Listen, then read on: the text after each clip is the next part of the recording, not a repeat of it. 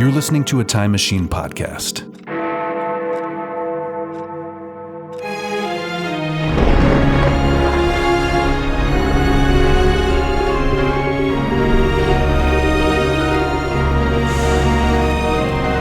Old Movie Time Machine. An adventure through time and or space.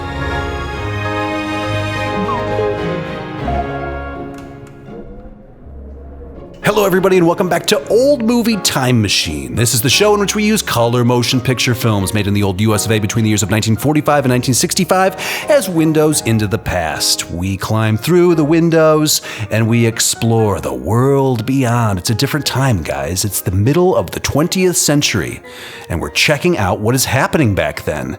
And while we're on our adventure, we're going to be asking ourselves some critical questions, such as these people that we're seeing, we're observing in the world beyond the window. Who are they? Who are these people? What are their habits? How are they treating each other? What decisions are they making? And why are they making them? And the most important part of all, what are they wearing and what do their living rooms look like? And then at the end of the show, we climb back through the window to modern times and we ask ourselves the final question on behalf of all of humanity here, including you, listener. Yeah, we're talking on your behalf. Congratulations. You're welcome. We ask everybody. We're asking ourselves on behalf of everybody. This movie that we just watched, the world beyond the window, if you will. Do we keep watching this movie? Are we going to keep watching this thing? Are we going to keep popping it in, pressing play, physical media, of course. Do we keep dialing it up on our Prime accounts and pressing play? I'm sure everybody's doing that with Girl Can't Help It. I don't think it's available on there, actually. We will find out.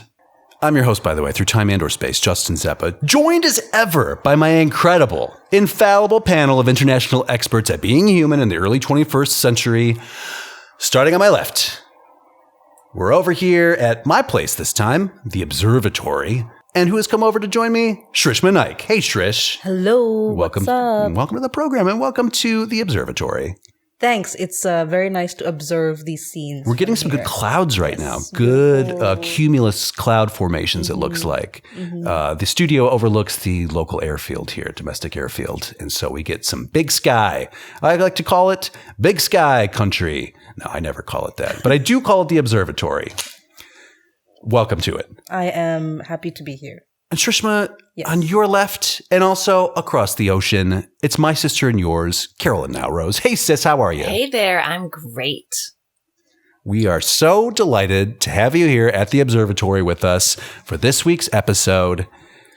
Guys, you know what month it is. We're halfway through. It's April. You know what the theme is.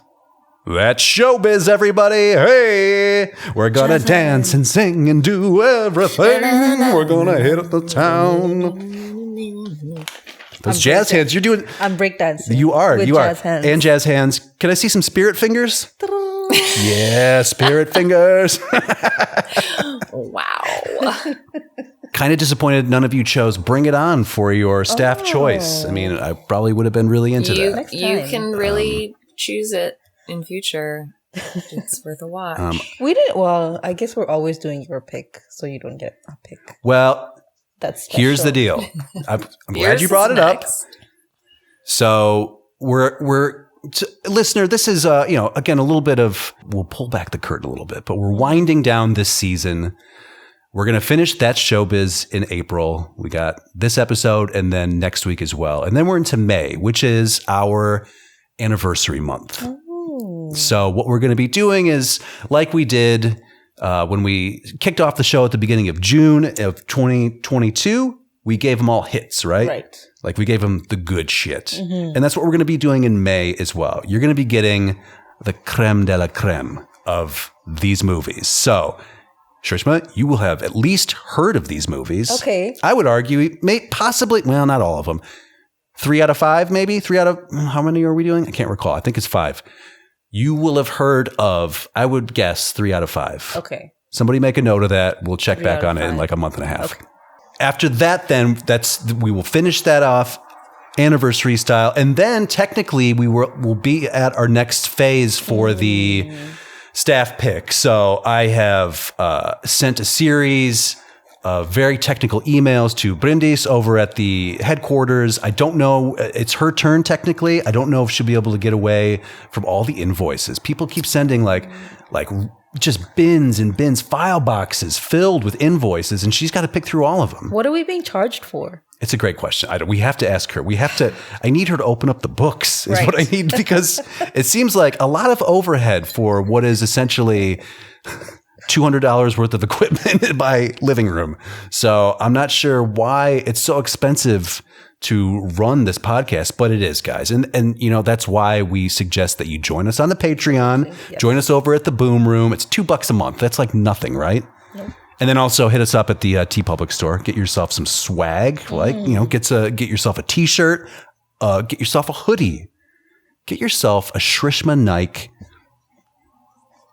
pillowcase. Oh, okay. You just thought about that? Yep. Okay.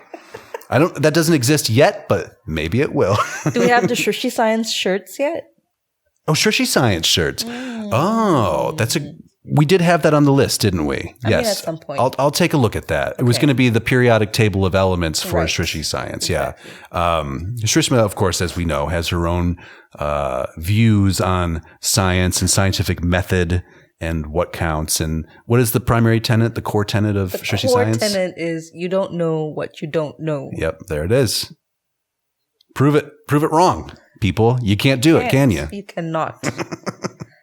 So anyway, if Brindis cannot make it because of the invoices, then I'm going to do a pick. I have one lined up. It's not from the 90s.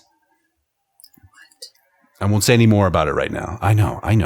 I want it to be from the 90s, but actually it occurred to me that there's a better option for us, I think. Okay. In that it's a movie that's new, that I think not enough people saw and heard about. So I want to give it a little bit of exposure. Okay. Interesting. So I don't know. We'll see how it all shakes out. But needless to say, guys, we are winding down, and then we're going to have ourselves a nice summer vacation, because we've been living back in the 40s, 50s, and 60s for almost a full year now. It's true. And we've been watching a lot of these, right? Yeah. So we will have watched a year's worth of mid-century films that meet our criteria. And I'll tell you what, I need something modern. As much as I haven't liked a lot of these films, I still really enjoyed it, because I feel like I personally live in a time warp working from home on my farm with all of my farm animals. You're timeless, is what you're saying. No, I just mean that, like, I feel like I'm in touch with a lot of ways of life that don't exist for many people in this world anymore. Yes. Okay. Maybe we're living out of time. Yeah. Maybe we just don't exist in a timeline. Maybe we're popping around. Yeah. Are we? It's weird though, because my stay-at-home, work-from-home job, enabled by the pandemic, makes it possible. It's so weird. Right. The one good thing that comes out of COVID is that Carolyn can do the podcast with us. That's great. And take care of the farm. And take care of the farm and all the animals and everything. Now that we have the rest of the year kind of plotted out for everybody, we got to wrap up that showbiz, guys. So this week we are talking about 1956's The Girl Can't Help It. I'm pretty excited for this. Personally. Did you like this movie? This is an important movie, and I will tell you why. Okay. But first of all, let's do some one-line reviews, because I'm curious. I have a feeling as to how this is going to fall so far. But Shrishma Naik, do you have a one-line review for this movie that you'd like to share with us? Yes. This movie should be like a warning video of how not to make it in Hollywood for a woman. Okay. Well played. Especially since at the end, she doesn't actually she makes it briefly, and then she decides she doesn't want to make it. So, okay. Carolyn, do you have a review for 1956's The Girl Can't Help It? I'm sorry. Okay, I'm going to be serious. Sorry. The girl can't help it, and I couldn't help wanting to turn it off. Oh, no! Okay, fair enough. We're all entitled to our opinions. And I get it. I do get it, you guys. Do you? I do. Okay. Because here's my one-line review. This is ground zero for getting us out of this era in film. I think it starts here. From all the evidence that I've gathered, it starts here. So here's the deal. Girl Can't Help It.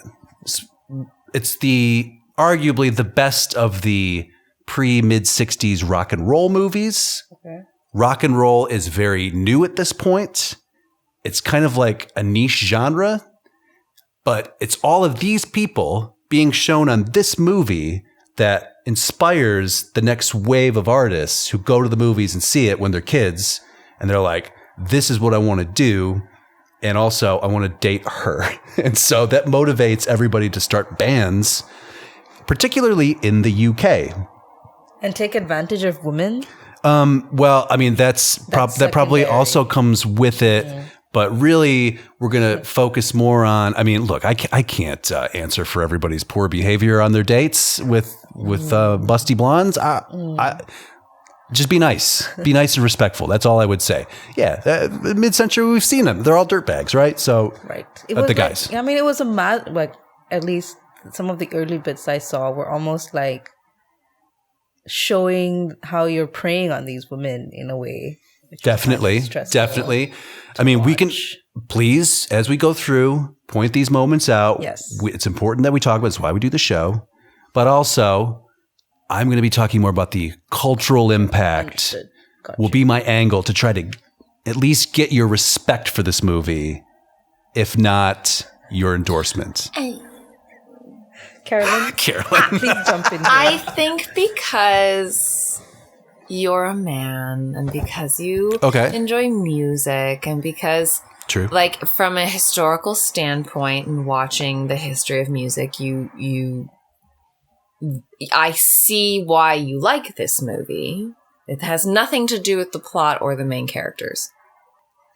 Exactly. So, but from Shrishma and I'm sure if Catherine and Brenda's were here, I feel like I would be backed up.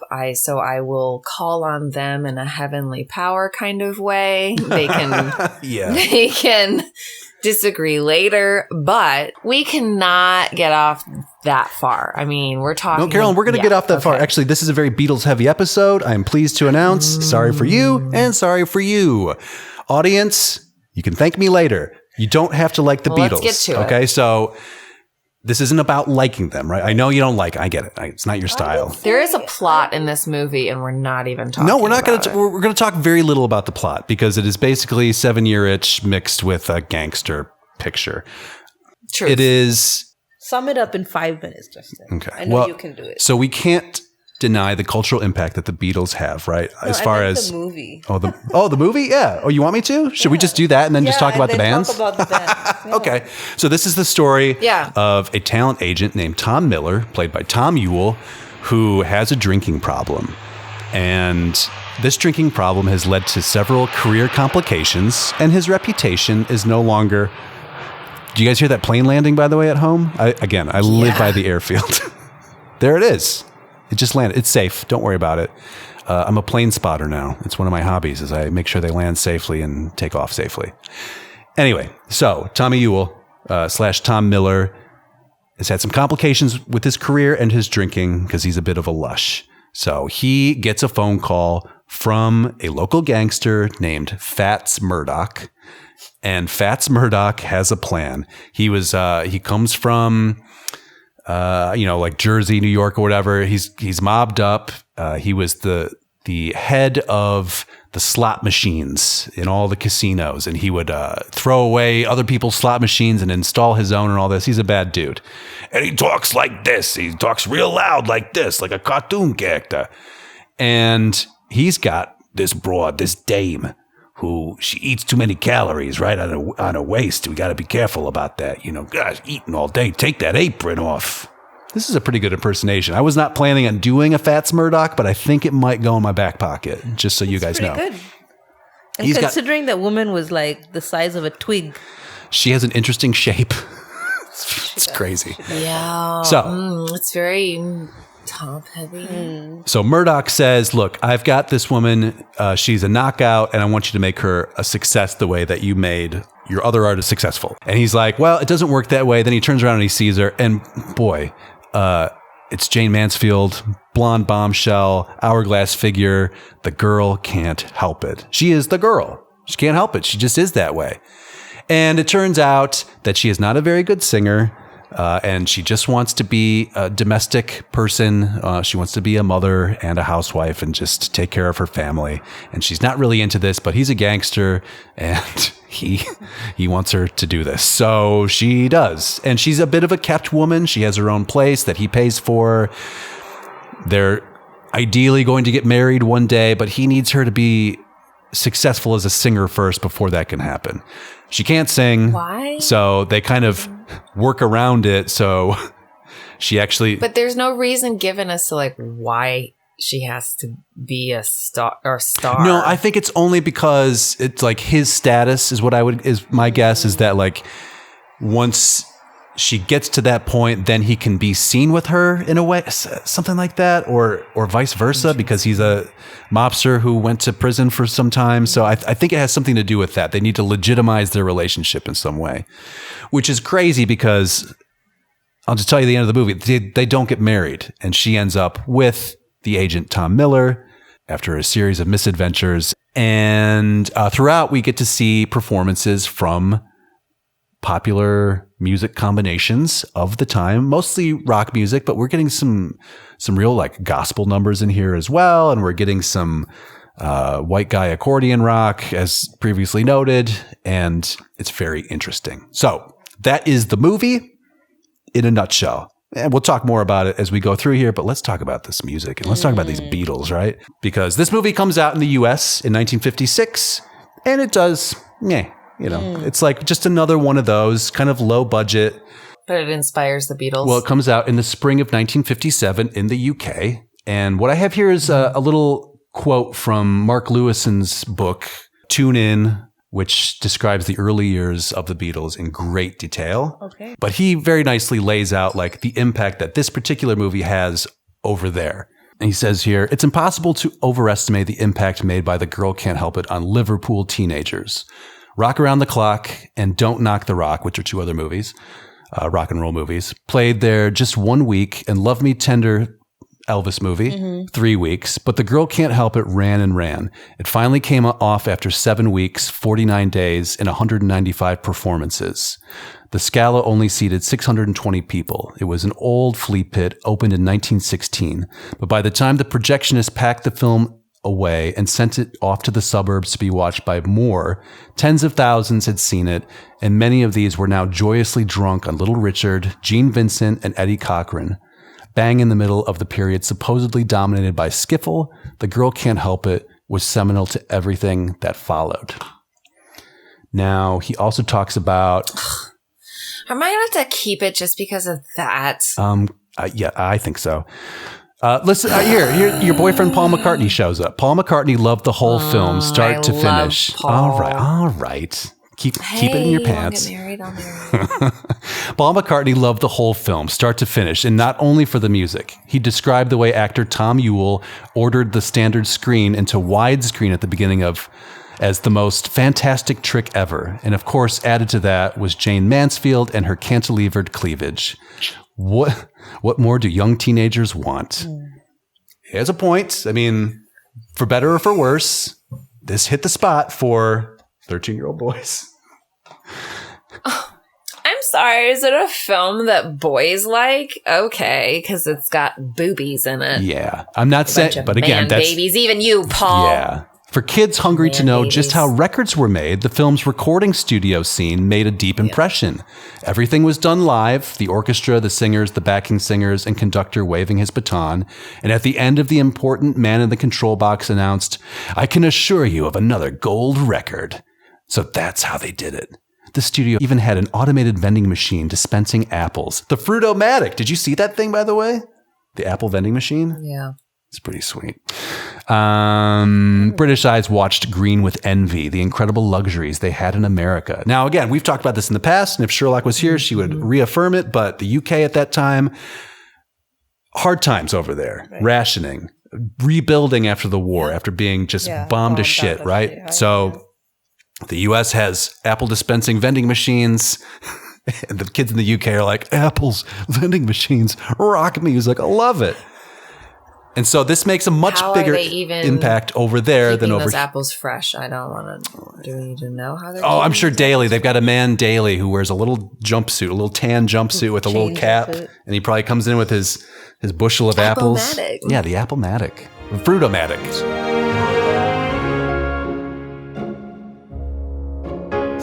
So all the people, not all of them, but there are some key figures in here who are also very influential. Okay.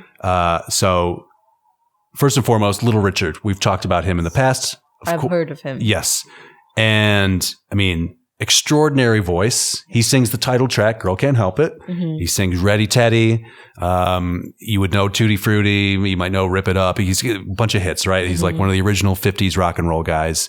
Interesting, incredibly interesting man. In what way? You know, one of the first prominent, I would say, I don't know if he was openly gay or not. I feel like he always kind of like was very dicey about that, but he was. I mean, we know. So he was very flamboyant performer, known for these, flashy suits, the pompadour, the voice, the tempo, the way he plays the piano, the woo, all that stuff. Like, there's nothing else like that out there at this point. Now he ends up.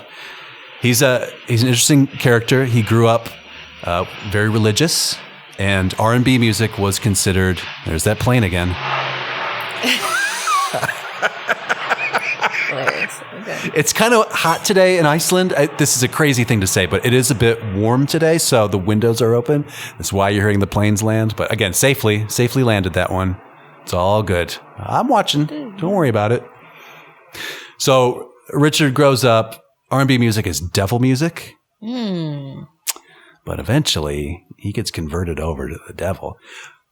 He plays this rock and roll music, records these classic tunes, and then he feels so much guilt from his religion that he makes a very dramatic scene where he goes to a river and he takes off all of his fabulous rock and roll rings and he throws them into the river and he renounces rock and roll and says, I'm going to be a full-on Jesus guy. I'm not sure what his sub genre of Jesusness would be. I don't know if he's Baptist or what, but like he takes it very fucking seriously and he will not play the devil music anymore. For about 5 years. And then I need some money. Yeah. Right. You know what? People in Europe seem to like devil music. So, and he gets a contract to go tour Europe in the early 1960s. I want to say 62. And who should open for Richard?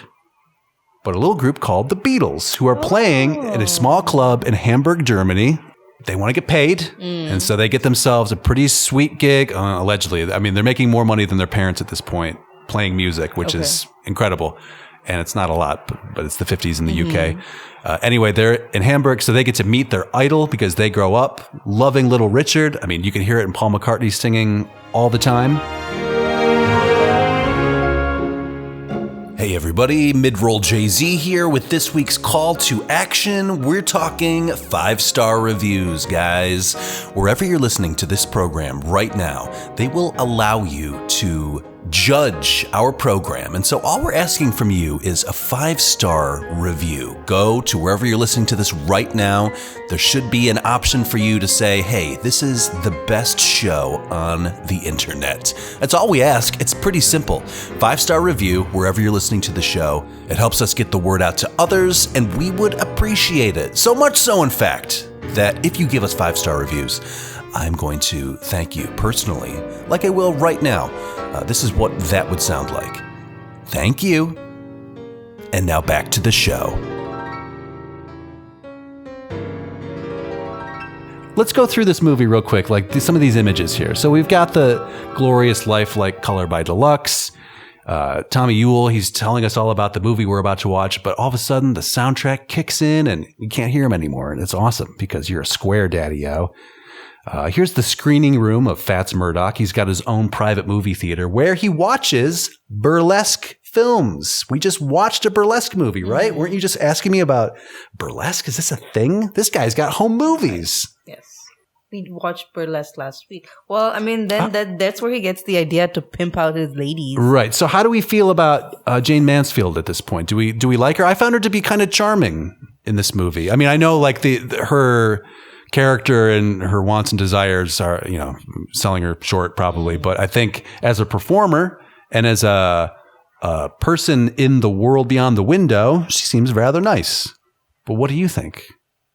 Anything? Did you have any impression? No, I mean, she was hot, no doubt. But she's a hottie, yeah, for sure. Hottie. Carolyn, is she a hottie? Yeah, she's beautiful.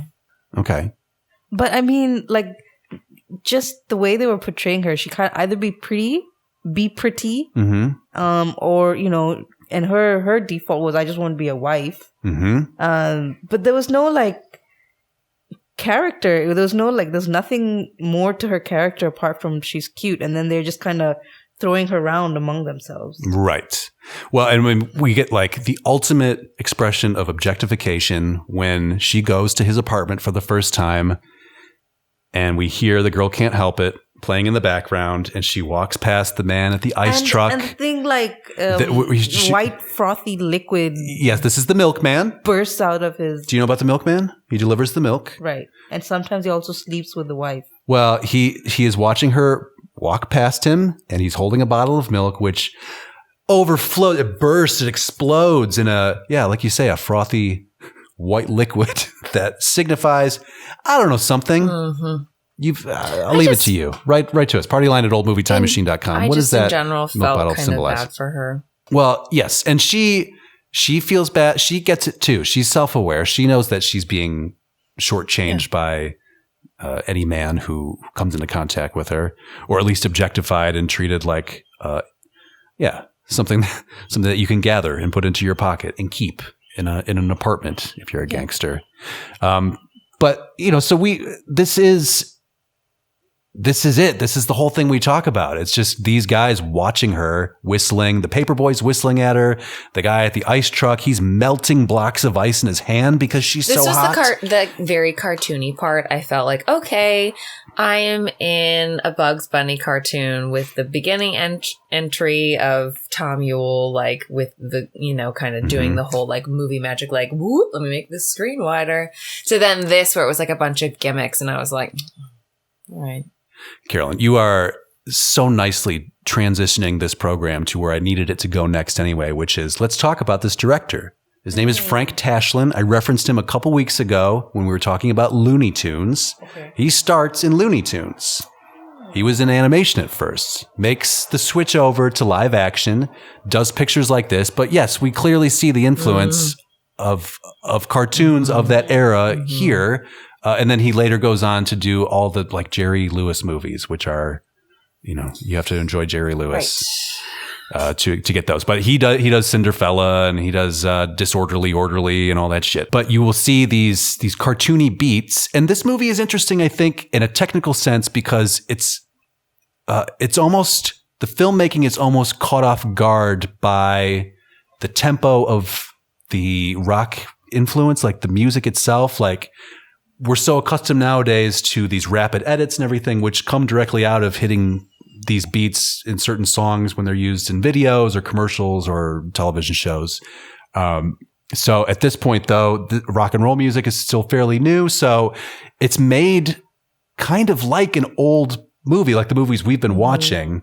It's trying to speed up a little bit to keep up with the pace of the music and the energy that comes with that, but it doesn't quite get there. So it's an interesting, like, just between two worlds view, I think. Yeah, and I'll be honest with you, I definitely watched this entire movie, but I felt like I was trying to pay attention to the plot, and now I feel like you're making me talk about these things I didn't feel like fit in the film very well, these musical interludes. Okay. I think that's where my I would say I didn't pay attention to the music. You didn't pay attention to the music at all. You were just like, it's a musical, skip it. Yeah. Okay. So on that note, I'm going to hand the show over to you two to just talk about it. Go ahead. Like get into it. What do you see? I'll flip through some of these pictures. Flip through the pics of the music. Because Shrishma and I are like, clearly we need to go back. We missed something. The music, yeah. Now, when Tom Miller takes her out for the first time when he finally agrees to like, all right, I'll try to make her a star. He takes her out to all the local nightclubs, which is an excuse to see these different bands performing, right? These groups, these combos.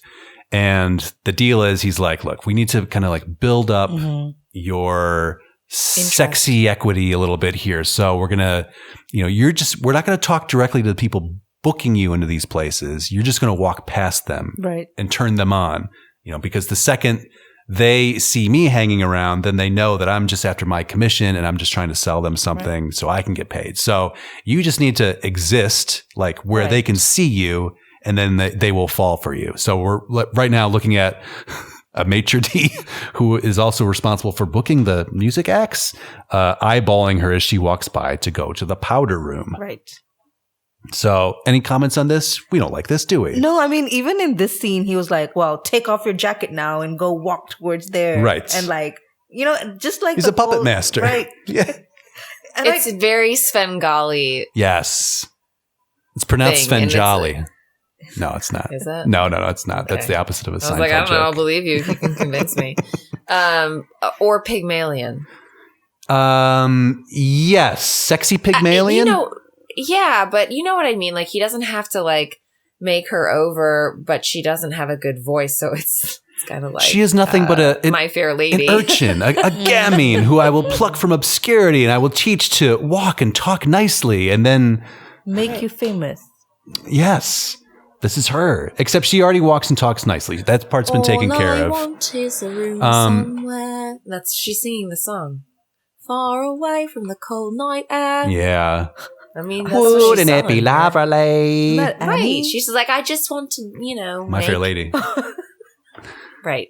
I'm merely saying, like, you can kind of point this out and be like, she just wants a nice, cozy life. Let's point out another representation watch. We do have, it's not just the artists. This is, we actually have some lines given to a couple of African-American women, one of whom operates the bathroom and gets a nice tip. Of course, she is in service to this blonde white woman who is hanging out on her enormous couch, fresh from the mirrored halls of Versailles, it looks like, but such were the times. And then also there is a housekeeper over at, gosh, we haven't even said her name, Jerry's house. She's Jerry, right? Yeah, Jerry Georgina Jordan, over at her house, who also gets some lines, but is also the maid. Right. So, but we're seeing a more diverse cast, some more diversity, people being treated with respect, if not, again, being the object of objectification here. Here's another group. This group is called the Three Chuckles. Okay. That is an accordion-led group. I mean, I can't get over this goddamn accordion. And also there are 4 of them. So I wonder where the 3 came from. That just occurs to me now. But this has always been, the Chuckles were always accordion forward. Okay. This is actually their second accordionist. And then they got a third one later. This is a terrible song. This is called Cinnamon Sinner. Oh. Which has the line, a cinnamon sinner selling lollipop lies. So the Chuckles were named after the candy called Chuckles, which still exists today. Mm-hmm. There's some old man dad candy. Okay. I enjoy them, of course. Never had it. Carolyn, can you bring us some Chuckles? Thank you. And want me to? I will. Yeah, I'll have them shipped to your house. I really will, actually. Oh, no, they sell them at the farm stores. Oh, okay. Man, well, then grab you can still grab us a couple sleeves of Chuckles. I love those. That's total fine. Dad candy for me.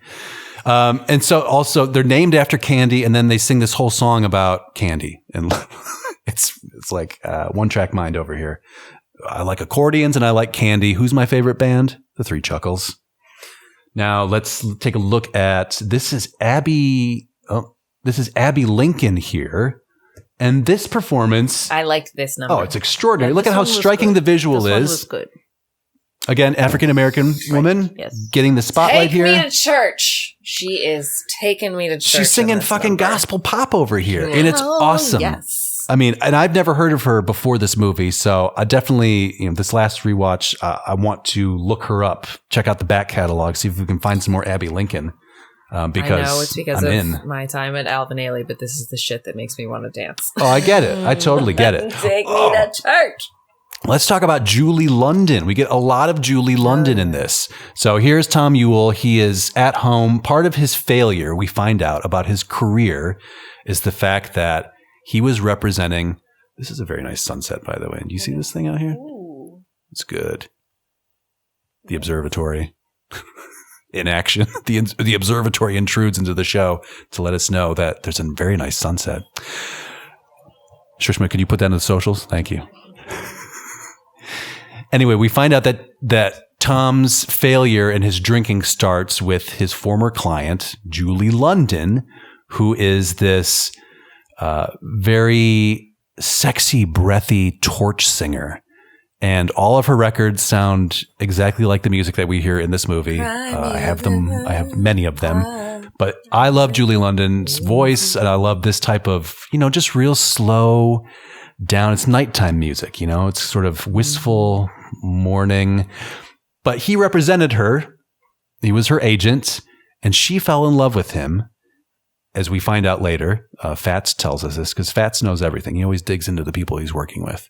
But she falls for him and wants to move out to the suburbs and do what Jerry wants to do. But he says, no, we're going to push your career. And that led to them separating and the start of his drinking decline. So we see this represented here by him at home by himself, putting a Julie London disc on. And as he's walking around his house, and again, I must underline the fact that he is drinking throughout the movie and is a functioning alcoholic.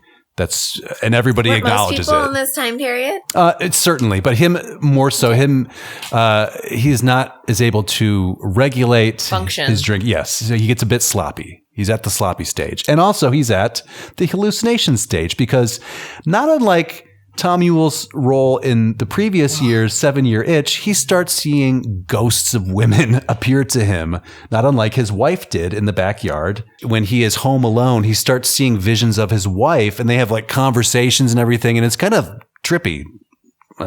And so we get the same thing here with Julie London, who is an actual performer. Oh. She is a real recording artist, and she starts appearing, like fading into his world, his house, wherever he goes. So she's leaning up against this incredible forest green leather chair, wingback chair.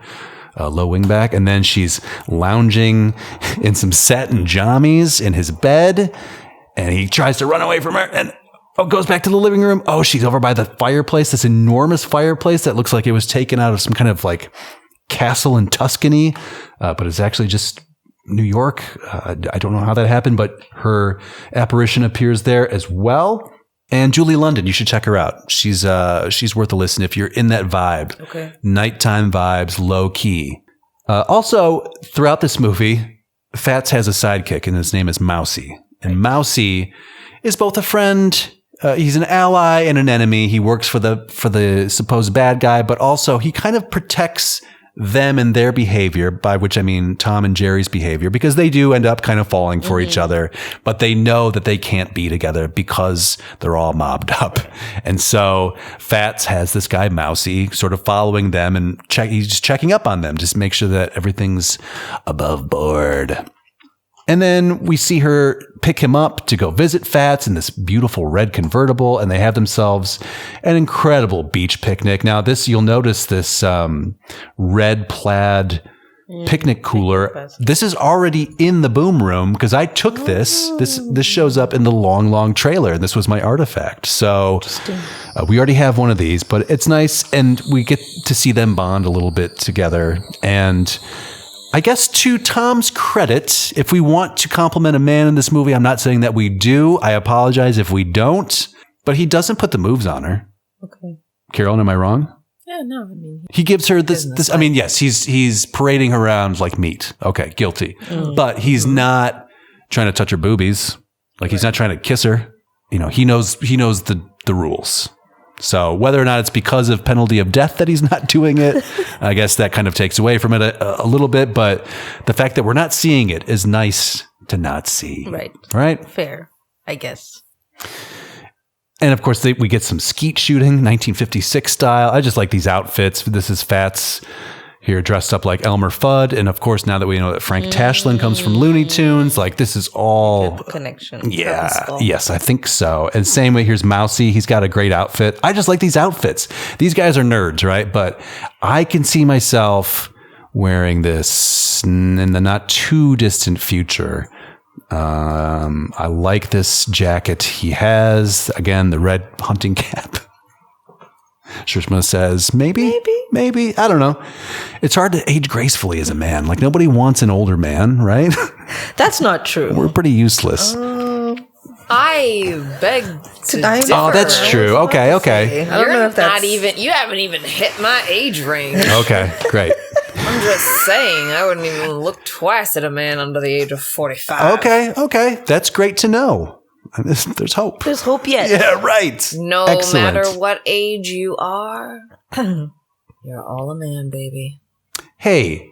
Okay. Well, you're not wrong. True. Yeah. True. Yep. Okay. You can take that as you're all man, baby. Comma, baby. Oh, so it's like a Delphic baby. prophecy, Right. like we talked about in that one Grease movie. Choose where your grammar. yeah, just you put the punctuation where you want it suits you. Yeah. Yeah, exactly. Your silver fox prophecy, which is you're all man, baby. Yeah. Okay. I like that. It's pretty good. And here we see Jerry hanging out with Mousy over at the barbecue as they're hanging out at the Long Island compound of Fats Murdoch. And of course, Fats does not like it when she puts that goddamn apron on. He wants a trophy, right? Anyway. Is she like they couldn't get Marilyn, so it was her or nothing like that? I didn't see any reference to a Marilyn try. Okay. But I think it's very clearly influenced by 7 Year Itch. This is such a very... I'm sure Tom Ewell was like, let's remake it again. This movie again? Yeah, right. Mob version? Right, with a different beautiful blonde woman. Okay. All right. But guys, team, director, Frank Tashlin, I love you. It's me, Tommy Ewell. You know that I want to be a part of your picture. I have to ask you though, you've got the blonde bombshell. Do you have woman ghosts in this movie? Oh, you do? Okay. Several times over. Okay. Then yeah, sign me up. Where's the contract? Let's see you tomorrow. Let's do this thing. Yeah, I mean, I'm guessing that Tom Ewell at some level represents like the nerdy nice guy that every Hollywood director envisions themselves to not be a voyeuristic. Okay, I like where this is going. Again, we need to bring in the people making the movie. We need to acknowledge, which viewpoint is being expressed here. Yes, is definitely a man. So is it the director / writer saying like the nice guy is gonna finish first in this movie, aka Tom Ewell, not the big macho mobster? Well, Carolyn, I think we made the exact same argument for 7 Year Itch. I think you actually brought it up about how this was written by, a 39-year-old writer who's never had a proper girlfriend and knows nothing of women or how they tick, Or how they tick and they are completely voyeuristic. Yeah. Yep. But, also the audience was into it as well. So I don't know where it starts and begins. You mean the audience of men? Yeah, the audience of men, because women couldn't have a thought about I do mean that specifically. Audience of men. Including the Beatles. Including the Beatles. Yes, I'm not saying they're perfect. Their love of boobies. They're certainly not. They love boobies. And I'm going to let you guys in on a little secret. I love boobies too. Yeah. So... I would not have expected anything less. Just oh, thank you. Thanks. I'm a boob lover. I just hope you're not exploding bottles of milk as they walk by. No, come on. Guys, we're at the end. Yes. Let's wrap it up. Let's do the business, okay? So, at the end, surprise, surprise. Oh, the big twist, the big finale twist is that it turns out she can sing really well. She's just pretending to not sing very well because she just, again, wants to be a mom and a wife. Right. So and they downplaying your skills to be acceptable into society. It's shit. I agree. I am with you. Are there any final, hyper feminist things that we need to talk about right now to feel good about this? There's no way to feel good about it, but like it feels good to call this out, right? Yeah, I mean, but I feel like we've done it and did it right from the beginning, which is like we entered this conversation going, it's 56. What do you think is happening? It's a shit show. But I just feel like the fact that it was the past and the fact that it has happened has such a big influence on today that it's frustrating more than anything else. Yeah. Oh, I totally get it. And, I'm frustrated as just a human that we can't. I mean, we still feel this. It's the same. Like nothing has changed. Like we still have these crazy beauty standards that are being, pushed down, and you have all these kind of issues that go along with it. Like, well, and it's part of the conversation more than it maybe was in the past. But what is anybody actually doing about it? It's easy to fucking repost that social media blast, right?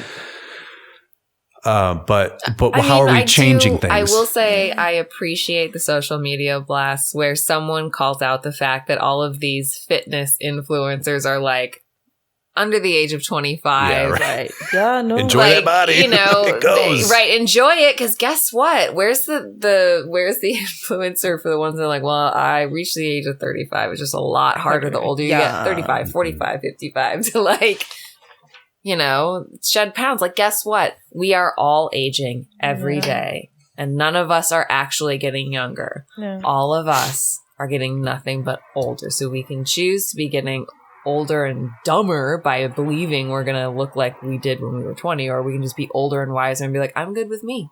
Right. I agree. Well said. Shrishma Naik. 1956's Tom Ewell's, Jayne Mansfield's, Gene Vincent's The Girl Can't Help It.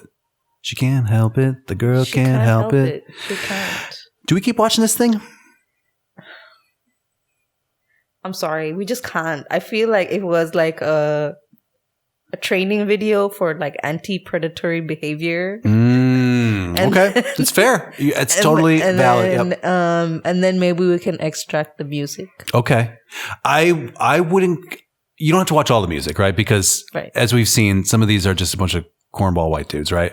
But watch Little Richard. Yes. And Fats Domino we didn't talk about. Okay. He's the guy who's at the piano. It's towards the end. He does a nice number, but great singer. Again, the music is just, it's new at this time. It's such a new sound, right? So you want to check that out. The rest of it, I mean, Little Richard for me is the star. Just like he's just light years ahead of everybody else. But okay, your point is noted. It's a no from you. No.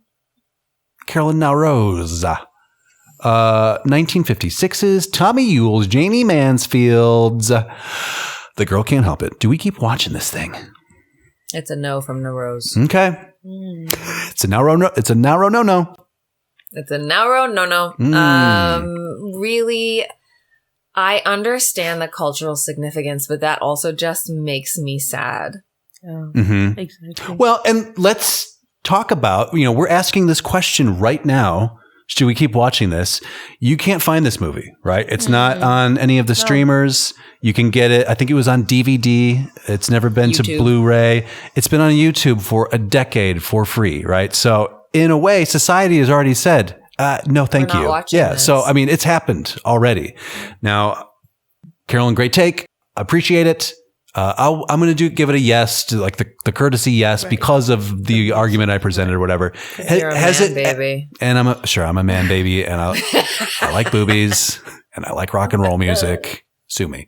Now, did my argument contextualize it all a little bit more so? Like, no. Yeah.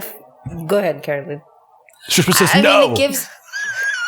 Well, she was, I think, saying no as in yeah. Exactly. And I was saying yeah as in yeah. So I think we were on the same page. Like, yes, it gives me a little bit more of appreciation, but that's what makes me sad about it.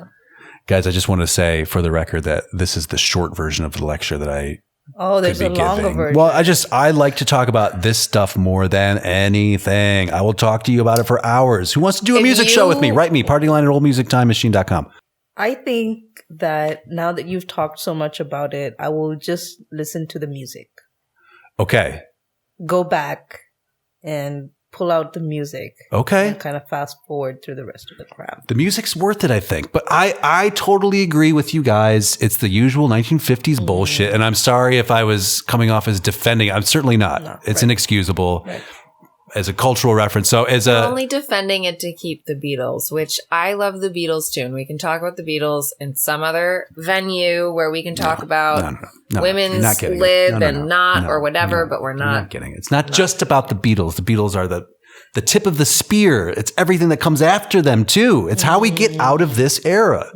Because when did the Beatles put out their first movie? 1964. Second movie, 1965. When does our window of time end? 1965. So our entire podcast is really about how we get to the Beatles. This is what this is. So anything in my life is about how we get to the Beatles. But no, it's a part of it. It's certainly a part of it. But I laid that out to you as the premise. Episode 0. I told you about this. You did not premise it with like, we're going to talk leading about up to the a Beatles podcast. No, but I said the Beatles were one of the 3 prime movers to get us out of mid-century.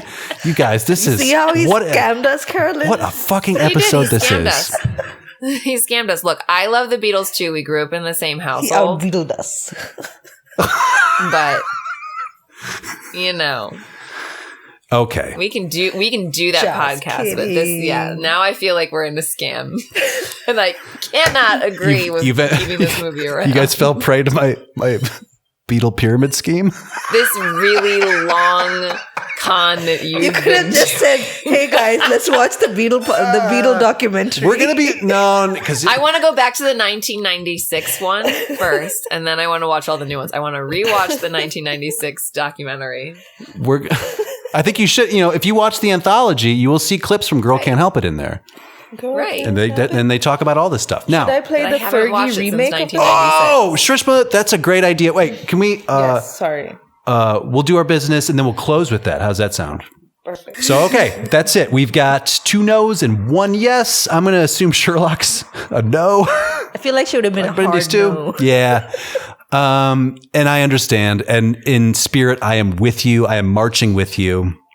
It takes 4 women to support the dreams of a man, baby. Listen, it's hard to explain, especially to a modern audience, because as I've said, we just talked about it, like rock music is now not the prime mover. It's faded back into the background. It's exciting to talk about and also sad to see it go away and not be understood by other people. So, okay, guys, we've done it. Thank you so much. 1956's Girl Can't Help It in the books. Check it out for free on YouTube. If you guys out there haven't seen it, at least watch the Little Richard performance. Now, let's talk about next week. We're going to be wrapping up That's Showbiz. Shrishma has a surprise she's going to be playing for us in a moment. But real quick, I'm going to tell you about next week's movie. Are we watching it together in person? Oh, it's quite possible. Yeah. Okay, let's talk about that, audience. Carolyn is coming over to visit next week. And so I don't know what our release schedule is going to look like. We might be a day late, could be a day early. She's going to be here. There's going to be a lot of jet lag. There are horses involved. Surprise, surprise. So who knows? We will find out next week.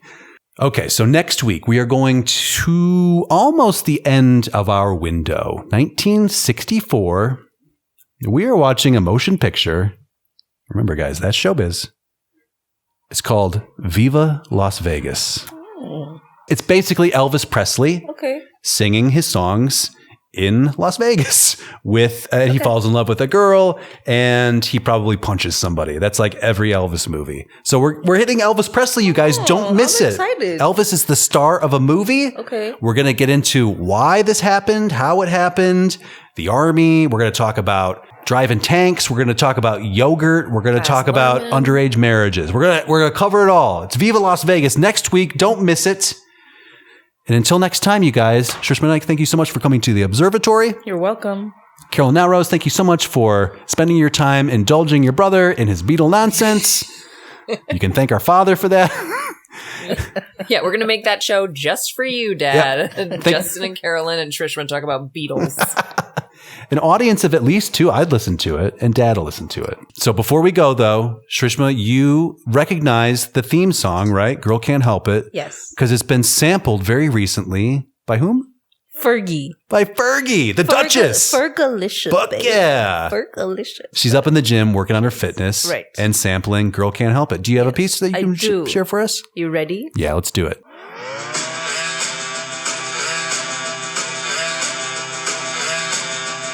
She can't help it, the girl can't help it. Okay, different.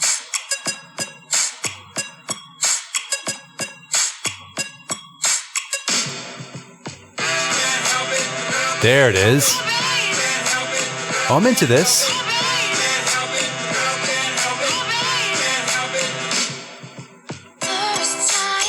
This is, yeah, I'm not so much into this, but the actual song? It was pretty good. Yeah. There's a comment here that reads, I was 96 years old when this song first came out, and now I'm dead. It's funny how time flies. That is really funny. That's a very old Spotify subscriber. Thanks, guys. Now I will throw it over to myself in the future. Take it away, future self. Thank you so much, me from the past. Gang, that was a rough episode. That was bizarre.